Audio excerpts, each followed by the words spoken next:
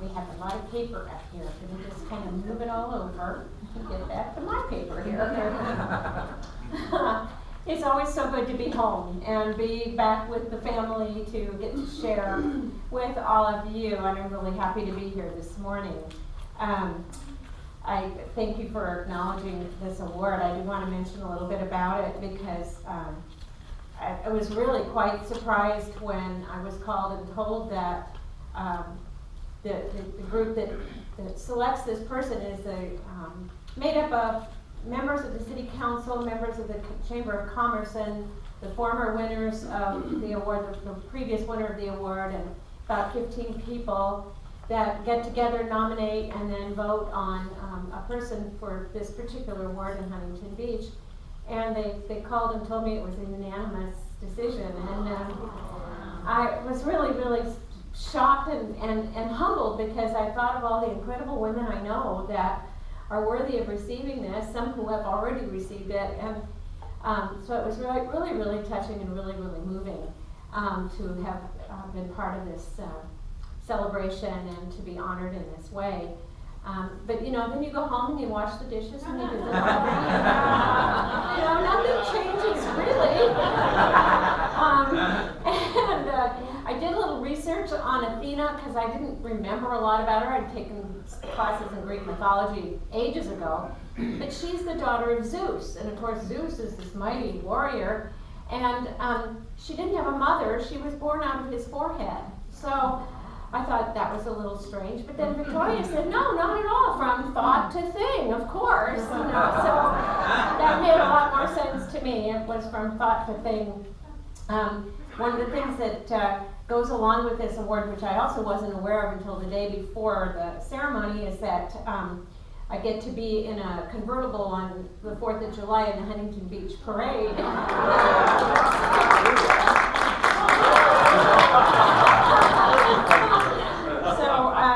We're going to be actually in Hawaii at that time, so I'm going to use one of my daughter's flight passes and come home for that celebration. And also, our daughter in Modesto and her family have this cat. He's like the size of a watermelon, and his name is Zeus. So naturally, you know, what does everybody say? Which forehead was I born out of? So we keep it real and we keep it fun, and but I really was very thrilled. And it is fun. I said this at the first service too, to be still kicking and still be able to be out there and be in service, because things like this always to me are not just a tribute for what you've done, but an assignment for what you can do. And so that's how I see it, and spurring us all on to do the very best we can and be the very best we can in the world. So when I picked this talk title, I really didn't know what I was going to talk about this morning, and so I picked something kind of nebulous, like in the Spirit. That could mean a lot of things, right? And so what does it mean to you to be in the Spirit? What is that to you? Anybody, you have an idea? What is it to be in the Spirit? To be in celebration. Yes? To always be in the oneness. In the oneness. In the here and now. In the here and now. Beautiful. Oh, you guys are good. I should have had you help me write the talk. Yes? In the giving. In the giving. Oh, beautiful. Thank you. And we are always in the Spirit. In the first service, and by the way, thank you for your beautiful meditation. Thank you, and your words. Thank you. Thank you. It was nice to be reminded of what I said, because I often don't remember. Juanita at the first service quoted from the Psalms about, where shall I flee from thy Spirit? Wherever I go, even the depths of the sea, thou art there. And we are always in the Spirit. Wherever we are continually immersed in the Spirit, always part of that, because we are spirit beings experiencing this human life. And so I think that's an important thing to remember.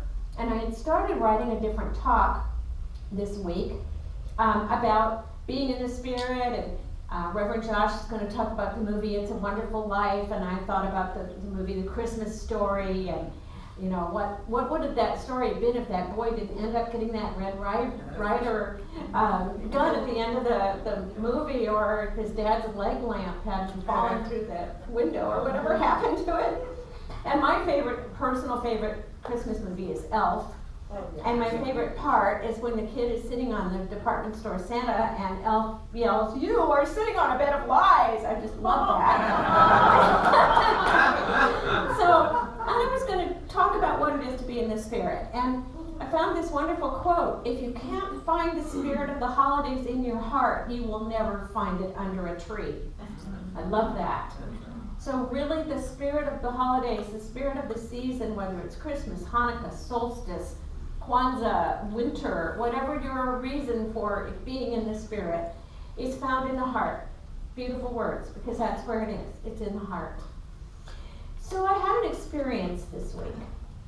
And that experience changed what I was going to write about. Friday, I had gone to, I had missed a couple of birthdays of friends, and I felt kind of bad, so I got in the car and I had little gifts for them and cards, and I went around to their houses to deliver them to them. And I stopped at one friend's house, and she wasn't home, so I put the little gift inside her screen door, and headed back to the car. And when I headed back to the car, there was a lady standing there, and I say elderly lady, which means she's older than I am, because Don and I once in a while look at each other and go, oh, I think we're elderly. Sort of a frightening thought. But she was very shaky, her voice was shaking, her hands were trembling, and isn't that beautiful? Someone's phone is doing Christmas bells. She had $7 in her hand. And she said, would you please go to Rite Aid and get me my prescription? Now, I've never seen this lady before. And, my first thought was, oh my gosh, now what do I do? I've got a pile of things to do, and what am I going to do? Well, of course, I said yes. But in the meantime, we do those little mental arguments with ourselves, and I'm just as guilty of that as anyone else. And so I said, well, would you like to come with me? And she said, no, I'm in too much pain. This is for cortisone. If you would just go and get it for me and bring it back, I'd so appreciate it. So I did, and I went over to the pharmacy, and I walked in, and I walked up to the pharmacist, and I said, I'm here to pick up a prescription. And they said, oh, is it for Mrs. So-and-so? And I said, yeah, how did you know? Did you call? No, we just knew someone would be here to get it. And so I got the prescription and took it back to her, and as I pulled up, her daughter pulled up with a U-Haul from Portland. She was coming, I guess, to be with her mom, and maybe to move her mom back with her, I'm not sure. But the lady was very grateful, and I went off to my next thing. And on the way I thought, I think I'm more gratified than she is for what just happened. Because I was encountered, in a very surprising way by someone who didn't know me from Adam, handed me her money and asked me to go and do this for her.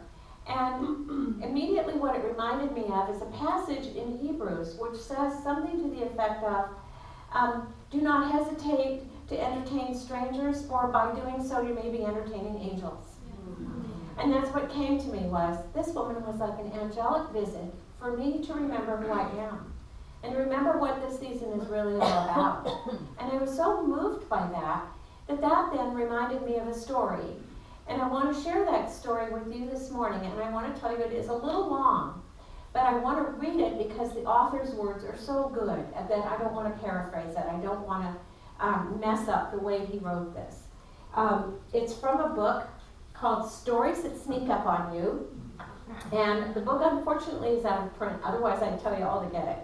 And actually it's quite, some of the stories are very, very strongly more evangelical Christian. This story just is so us, and it's so perfect for us. So it's called Angels We Have Heard on High, and I hope you like it. It certainly is something that I love, and I'm glad to share it with you.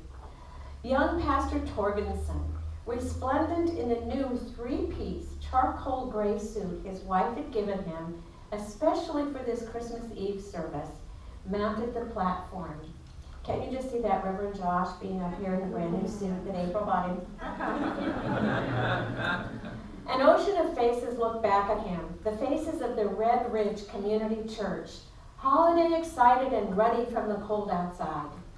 The pastor smiled for a second at his wife, who beamed from the first row, and then he began. Before the choir sings our anthem, Angels We Have Heard on High, he said, let me remind you of a scripture passage about angels. Turn with me to Hebrews 13:2, if you will. A tissue-thin shuffle of Bible pages went through the sanctuary like a rushing wind. and then it stopped as the pastor was about to read. And as he was about to read, a murmur rose in the room, and it was in the rear pews near the door. To the consternation of several older members, a shocking pair of visitors had entered. The man was tall, blond, bushy-bearded, a near skeleton in a grimy pea coat, and the girl was very, very pregnant, swathed in a shapeless beige peasant dress and tattered sweater. A kerchief failed to conceal her stringy black hair. "Wonder if they're married," whispered a woman in the back row. "I never saw the like of it, not in this church," grumbled a man. From her usual seat, old Missy Everett just squinted at the strangers, apparently as confused as ever. Pastor Torgensen paused, smelling trouble. Another battle of the old and the new, he sighed to himself. Would it never end? "Welcome," he finally called out to the bedraggled strangers. "We're glad you're here. Sit right down." But it was easier said than done. The young couple had to wind their way to the front to find the only vacant seats. A few hundred curious eyes watched. "Now, as I was saying," the young preacher continued, Hebrews 13:2. He cleared his throat.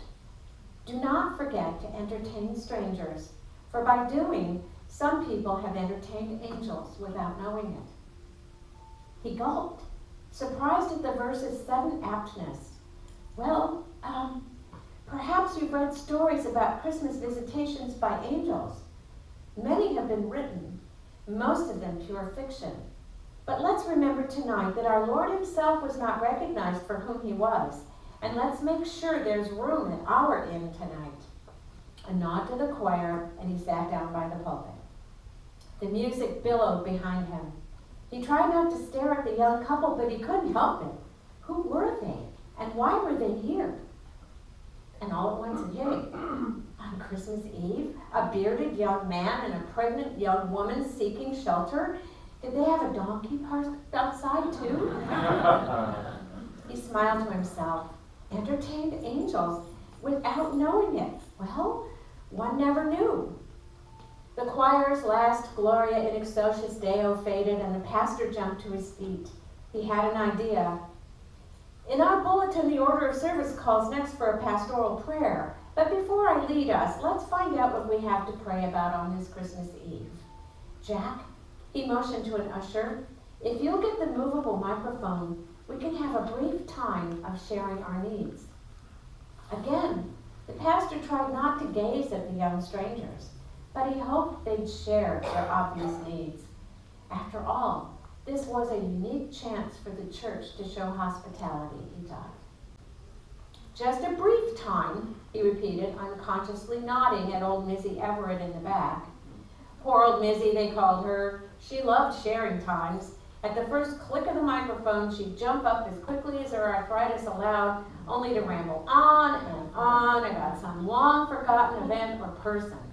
And the whole congregation would look at the floor, embarrassed, as Missy tried to remember a Bible verse or sing a song in her rusty squeal of a voice.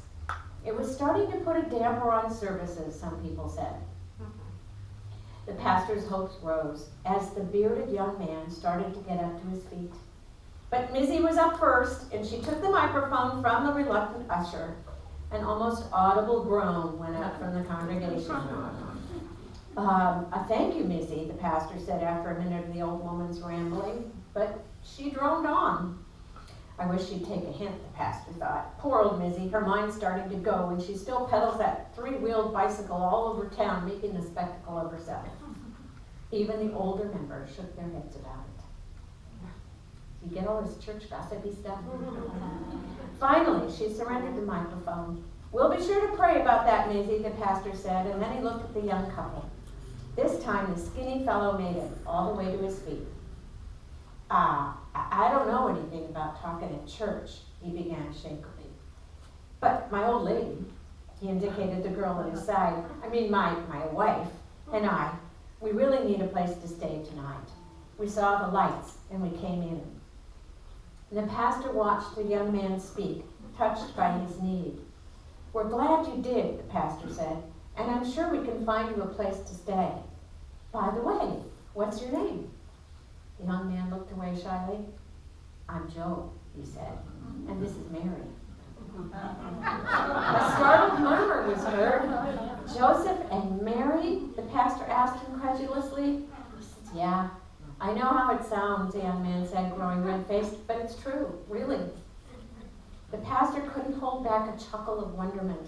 Indeed it is, he said, and he quoted Hebrews 13:2 again. Inspired, he thanked the young man and prayed fervently for the couple's needs.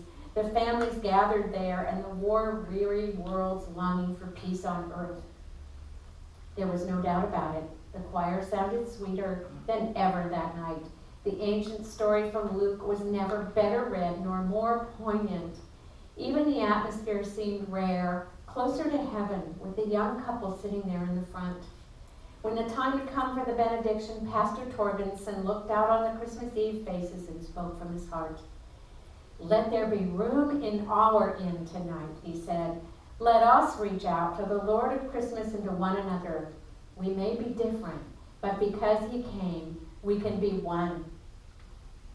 Downstairs, where the church ladies had prepared punch, coffee, and cookies, the congregation streamed in for a bit of fellowship. The pastor and his wife brought cups of coffee to the young man and woman, only to discover that several parishioners had already done the same.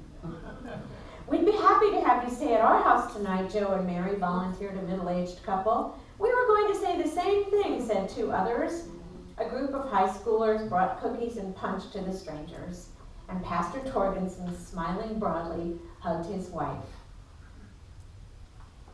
Over in the corner, by the coffee percolator, old Missy Everett sat alone, with both hands around a cup of punch. She squinted at the sea of people, seeming confused by the noise. Suddenly, she put down her punch and looked at her watch. As if on schedule, she picked up her purse and she made her way to the door along the crowd's edge. Nobody noticed her leave. The night was cold. Setting her jaw determinedly, Missy struggled against her arthritis to mount her three-wheeled bicycle. So frail, these mortal bodies, she thought, dumping her purse into the bike's basket. Her legs strained, pumping the pedals. Iced puddles cracked under her wheels all the way out of town. The city limit sign flashed past. Wheezing, she knew she could go no farther. Finally, she slowed and parked by the side of the road. The highway was deserted. Only the stars in heaven watched as she climbed the sloping field by the road, her breath coming in hoarse gasps. A dog barked in the distance. Christmas Eve, she thought, looking up at the sky, just like that first Christmas Eve when she had sung with the others. Oh, but that had been easy compared with this assignment. This time she'd had to take on a body for such a long time, not like Sodom and Gomorrah visit or the rest that she had done. She stretched and felt a pain. It was good to be going home. Smiling, she closed her eyes and reached heavenward, and slowly the creases in her face vanished, and the twisted hands unfurled. Going home, she thought. Brighter and brighter her face glowed, her old coat transformed into a robe, the color of the sun. It was an angel's robe. At last, she thought, at last. There was a silent flash in the night, and Missy Everett was gone. I have to read this several times before I do this up here because I cry. But I love this story. I love this story because of the mistaken identity, because the angel wasn't who everyone thought the angel might be, because the angel was the one that maybe was irritating to people. The angel was the one that nobody noticed. How many Missy Everetts are there in our lives? We've all known Missy Everetts. I've certainly known my share. This lady coming to my car reminded me of her a little bit. There have been others in my life. I shared with Juanita that at my former church there was someone there who was always being criticized by other people. And I was always being told about how she just had not, her consciousness just wasn't good enough, which I always found quite interesting, that other people could judge a person's consciousness. And yet this person could pray like nobody could pray. And I knew her heart. I knew her heart. She was a Missy Everett. She annoyed people. She was wonderful. So we all see these people. And right now, at this season of the year, when we hear, like in It's a Wonderful Life, every time a bell rings, an angel is born. I always think of the Salvation Army bucket bell ringers, as being angel bearers because of what they do. That it is a time for us to not only look at who we are as these beings of spirit, recognizing that we are in the spirit, that we are spiritual beings, and that we are living immersed in this divine energy of God, but also that our part of our responsibility is to look for the angels in our lives that are all around us, to be entertaining the strangers, for they are really truly the ones who can be angels in disguise. Just a week before my encounter with the lady asking me about a prescription, and had another experience that was really similar. And I'm only sharing these things with you not to toot my horn, but because these are stories about how we can all be. Because I have to tell you, truthfully, there are times when I have ignored people and walked right by them too, and I'm sure we all have done that. I've been the kind of person who at times has made judgments about somebody without really even knowing their story. But I was in the post office parking lot and I was organizing my mail, and I noticed a woman, again elderly, sitting right in front of the post office, huddled up, wrapped in a dark black coat with a cap on. It was cold out. And she was holding a sign and it said, "Senior needs help." And I watched people walk right past her as though they couldn't even see her. And I looked in my wallet, and I'd just been to the ATM. I had $20 bills, but I didn't have anything else. And I thought, $20, that's a lot to, just hand to somebody. But I had this little debate in my head, and I said, yeah, the voice kept saying, yes, you have to do this, otherwise you won't sleep. You won't sleep. So I walked up to her, and I spoke to her, and I gave her the $20 bill, and she burst into tears, and she said, I've been sitting here a long time. One person came by and gave me a quarter. She said, this is so wonderful, thank you so much. And then she told me her story. And her story was so touching and so compelling. And I thought, there's nothing about this woman that's phony. There's nothing about this woman that anyone could ever call a scam.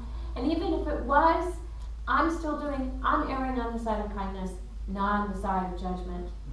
So at this time of year, when we see these people, they are our angels in disguise. They are the people that are there calling to our hearts to stay open, to be those channels of love and peace and goodness at this time of year. Richard Attenborough, who's an incredible human being, and he wrote this beautiful quote that I want to share with you. He says, there is a light in this world, a healing spirit more powerful than any darkness we may encounter. We sometimes lose sight of this force when there is suffering and too much pain. And then suddenly, the Spirit will emerge through the lives of ordinary people who hear a call and answer it in extraordinary ways. We get called to be that person, to answer in extraordinary ways. Every one of us gets called to be that person at some time or another, and often many times. And it's not the great, big, giant, huge things we do, it's the little things we do that matter. And at this time of year, it is so powerful. So is there a Missy Everett in your life? Are there those who may be angels? Are there those who, when you hear a ringing bell, you're reminded of them? To remember that every person is perfect in the mind of God. Every single one of us made in the image and likeness of perfection, regardless of circumstances, regardless of appearances, regardless of whatever that is that's going on in the outer form. We are all those expressions of divine mind. So it's time sometimes for us to release our judgment of those that we just don't know. It's time for us to release our judgment right now in the response to November 8th, 9th, and however we might have reacted to that or responded to that, to us to see each other as these beings of spirit and these beings of light. Ernest Holmes says this. He says, we can find ways to give from our hearts as well as from our wallets. Ernest Holmes tells us, it is not then in lavish gifts that we find true giving, but in the sweet simplicity of remembrance, in the kindly thought, the tolerant mind, and the gentle act. Love alone can give love. Sympathy alone can sympathize, and only goodness can really do or be good. So he's calling us to be generous from the heart, to share that. In the Christian tradition, this is the Advent season, and this is the first Sunday of Advent. And each Sunday, a candle is lit in a Christian church in an Advent wreath. Many of you know that we used to do that here too. The first Sunday is always about hope. Some people say, oh, hope, that's, Hope is such an important part of who we are. To always be looking for that something greater than where we are right now. To hold that vision of hope. Joy, love, and peace are the other three. Let us be those qualities of hope and joy and love and peace this season, regardless of how we celebrate it, because those things, those qualities, will keep us all in the Spirit. So God bless you, everyone. Thank you.